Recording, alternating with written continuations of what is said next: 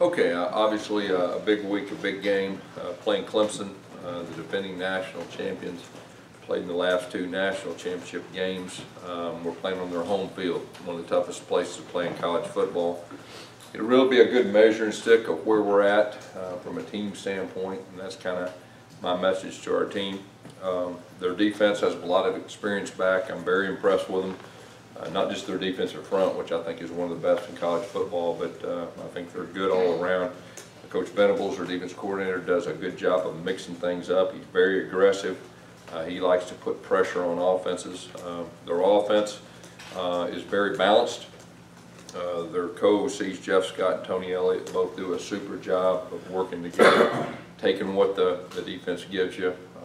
Very impressed with those guys. Their new quarterback played very well last week too, so we're expecting to have to play well to beat these guys, but we're looking forward to it, and it ought to be a good one. Questions? Carry on. Update on Carry on. He didn't practice Sunday. We're hopeful, but that's probably the best status I can give you at this point. Later in the week, I'll know more. No diagnosis. What's that? No diagnosis. Yeah, there's a diagnosis, but I mean, it's a hamstring. yeah, I'm not going to get into specific, injuries and all that, but yeah, he was injured.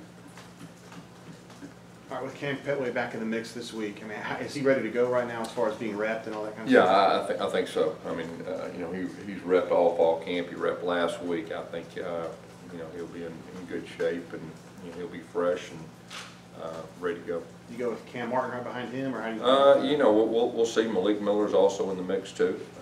So all three of those guys will be available. Gus, do you have a situation where if something was happening where Jared had to come out of the game when the game's still on? Yeah. What you would do? Yeah. If it's a long-term injury, Malik Willis will be the next guy in. If it's just a play or two, obviously we'll try to be as smart as we can in that. But Malik's ready, and Malik, like I've said before, has impressed us, numerous times, and he's got a lot of practice reps. And, I think he'll be ready to go if called upon if there's an injury. Did that make it Saturday where you kind of thought about maybe trying to get some snaps in just in case you needed? Not so much. We want to get through this game, and then we'll have a strategy for the rest of the year. Yes. How do you think the offensive line played as a group overall? I thought they did some good things. We were able to run the football effectively. One of the pass protection issues we got hit was a miscommunication more than anything. So, but it's a new group working together. We've talked about that before, getting used to working beside each other. But it really more than anything confirmed that we got a chance to be really good up front. I feel like. The 8 tackles for losses, a lot of that miscommunication issues, or what do you kind of attribute that to? There was some miscommunication that we got to get cleaned up. There's no doubt, because the negative plays, obviously, we can't get behind the chains against these guys like we did last year. It was they got after us pretty good on first down and put us in some negative situations, and we can't have that this week. Tucker Brown played more than I expected, certainly in that game. Talk about what he brings and what you like out of him. Yeah, Tucker did a solid job. Had a couple intimidation blocks, and he's a guy that he played in the bowl game last year, and I thought he played pretty well then. And Coach Porter's been impressed with him, and him and Jalen, both get opportunities to play at that tight end position. Gus, what's going to be big for Will Hastings to kind of not fall off like he did last year? He had a big game early on in the year last year against Arkansas State, just kind of fell off. Yeah, I think more than anything, it's probably experience. But last year, that was his first rodeo and all that, and he's a little older now. He went through the spring, with the new offensive coordinator and all that. He's been pretty consistent, and I think that's probably the biggest thing, the experience and the consistency that it takes to play at a high level. After going back and watching that, what impressed you the most about your defensive line? Oh yeah, they played extremely hard. Really, what stood out to me with outstanding effort.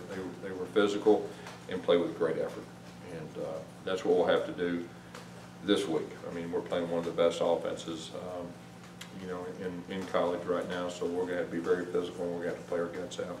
reviewing the film, what was the good and what was the bad with Jared Stidham in that first start when you watched? You know, I thought he did a whole lot of good things. Really, the biggest thing that stood out to me is him just needing experience.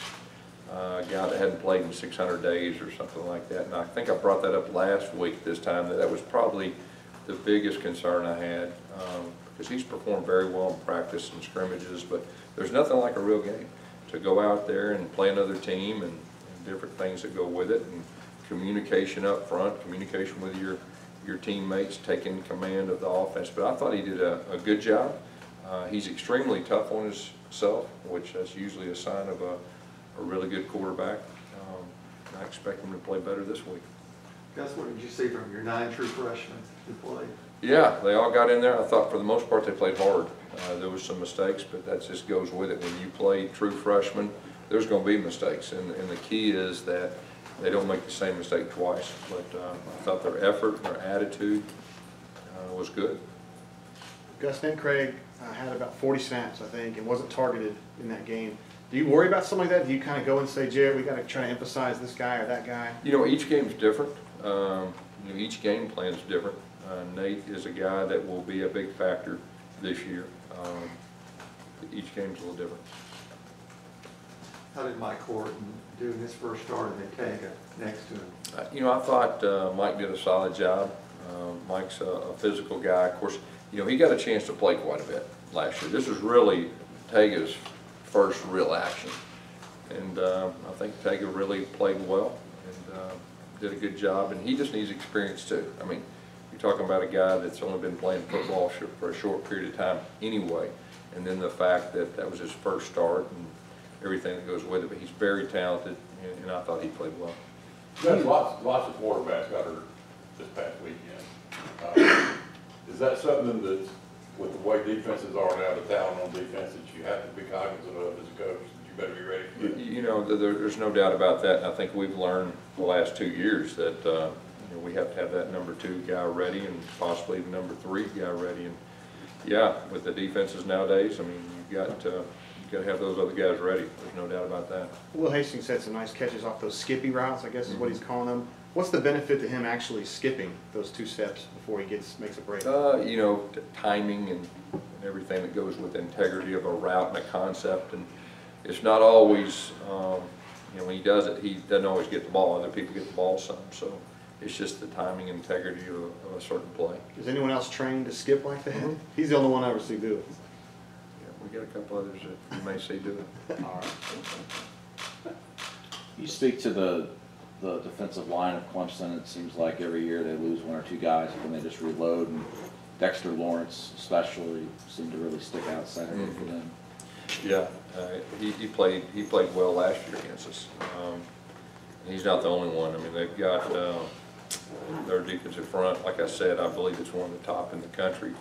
And when you turn on the film, it doesn't take long to figure that out. So, you know, it'll be a big test for our guys up front. You know, we're going to have to not only run the football, we're going to have to protect our quarterback. And so that'll be a big key to the game, I feel like. When you look back at the film, was Jarrett hold on to the ball too long? There was sometimes he was holding the ball a little too long. There was certain things and certain looks that maybe weren't as open as we thought they'd be and all that. But there was times he held the ball too long, and he knows that, and he'll learn from it. In your experience, is that something that's going to easily, you know, be corrected? I think so. Yeah, I think so. I think a lot of that comes with just kind of those nerve things to get back on the it field. comes from not playing in 600 some days too. You know, nothing like the real thing. You know. Is Ryan Davis, looks like he's ready to have a breakout season? You know, I think so. He's so explosive when he has the ball in his hands. He's very confident. You know, he's one of the veteran guys. This is his 3rd year to play, so our expectations are real high for him. And you know, Darius Slayton is another guy that is a little bit older. That you know, those 2 guys need to lead the charge. You know, as far as the receiver group. As far as Kyle Davis goes, does he slide right in this week, or does he have to prove himself a little bit? Yeah, no, Kyle Davis will be in the game plan, and he'll play a lot. And he's got a lot of big playability. I think we saw that last year as a true freshman, and you know, I think he's improved from last year, and we're excited to have him out there. Coach, there was one play where Stedham rolled out and found a receiver on the outside. kind of a spontaneous type deal. Did he show a lot of that in camp? Or? Yeah, he did. He's got that ability. Once things break down, he gets outside the pocket. He does a good job with his eyes down the field, and he can make the throws on the run. And that one you're talking about was a very good throw, and it was a scramble play off one of our base routes, and I thought that was a good thing. With so much emphasis on the vertical passing game this offseason, you guys really didn't take very many deep shots at all this last week. How much of that was by design, not to show Clemson too much? Yeah, no, really, it was, some of it had to do with the way they were playing. Some of it had to do with the way the game unfolded. When we had the turnovers early, and we knew it was going to be a matter of time where, we could wear them down and run the football. So each game unfolds a little bit different, and but I thought Chip did a very good job. But that'll still be our emphasis on throwing the ball vertically down the field. And, I think we had one that we actually dropped that if we'd have caught, I think it could have changed the dynamics of the game, early on. Clemson, you mentioned the Clemson defensive line. Their secondary also has two of the better corners statistically. That's right. Can you speak to just what the matchup those will be for you? Yeah, and they're real defensive backs. I mean, they played in big games, and they played against the best receivers, in the country, and they have the experience, and they got big game experience. So I'm very impressed with them. Guess what's the plan for Sean when he does become active again? Is there a chance Malik could still end up being? Well, we'll just see where everything's at. I mean, Sean's our #2 quarterback right now, and we'll just see where everything falls out with that. But he'll be back week 3, and we expect him to be ready to go. Guess just kind of talk about what you did personally during the game Saturday. Yeah, I was a lot more involved with the special teams than I have been in the past, and was on the defensive headset a lot more, and just settling into the head coach. But I will tell you this, I mean, last year was good for me that I had 8 or 9 games under my belt, but I thought Chip did a very good job, and I feel good about where we're at there. Coach, when you have a quarterback like you said with Jared, it's been so long since he's played, he gets one game under his belt and now goes into this type of an environment. Is there anything that you guys do as a staff to better prepare him, or does he just really need to find his rhythm? Well, I mean, we need to build around his strengths and what he feels comfortable with, and all that. So that's a big part of the game plan. And then there's nothing like going out there. He's got to do it. And he's been on the road, I believe, a couple of games he played in, and this will be one of the best environments there is. So it'll be good for the future, and dealing with the crowd noise and dealing with the communication and everything that goes with it. I think it'll be real good for him. And like I said at the very first, I think it's good for our team. This game will really show where we're at right now. It'll be a good measuring stick. So I think it's good for all of them. Anything else? Yes, do you have a chance to see the Howard game? Because I know Brennan is the offensive coordinator there. Do you have a chance to talk to him at all about that? Yeah, I got home late Saturday night and saw where it was the biggest upset in the history of college football. And Brennan Marion's a former player of mine I'm real proud of. Did a super job. Cam's little brother's his quarterback, and so I just gave both those guys a text of congratulations, and that was very impressive. My understanding is that Brendan basically copies your offense, but integrates some different concepts there. Have you taught them about just have you seen what those different concepts are? We've talked. I hadn't actually got a chance to watch them, but we've talked. And I'm real proud of him. I think he's got a chance to be an excellent coach. Guess there's a lot of talk among fans about not trying to overreact to a week 1. Do you guys as a staff talk about that? Like, hey, we're not any different than we were 2 weeks ago in preseason. Like, don't let this one game affect how we go forward. Say that again. As a coaching staff, do you have to talk to do you guys have to have a conversation too about when you're watching film or whatnot about, don't let this one game affect how we do things going forward? Are you talking about good or bad? Good or bad, anything. No, just the opener, when you're playing a solid team, you want to win, and you want to have a chance to win convincingly and play some younger guys, and we were able to do that. So you feel good about that, you put it in your rearview mirror, and then you move on to the next one, and it just so happens to be Clemson.